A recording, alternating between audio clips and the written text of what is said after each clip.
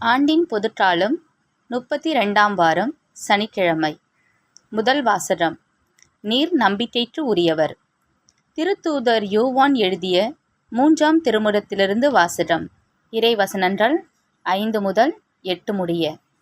அன்பார்ந்தவரே, நீர் சகோதரர்களுக்கு, அதுவும் அறிமுகமில்லா சகோதரர்களுக்கு செய்தவற்றையெல்லாம் பார்க்கும்போது நீர் நம்பிக்கைக்கு உரியவர் என்பது தெளிவாகிறது.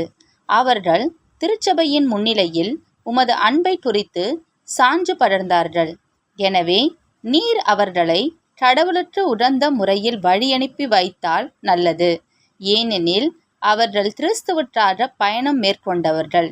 பிற மக்களிடமிருந்து அவர்கள் வழியில் எதையும் பெற்றுக்கொள்ளவில்லை. இத்தகையோருக்கு உதவுவது நமது கடமை. இவ்வாறு உண்மைக்காக உழைக்கும் அவர்களின் உடன் உழைப்பாளர் ஆகிறோம். இது ஆண்டவரின் அருள்வாக்கு.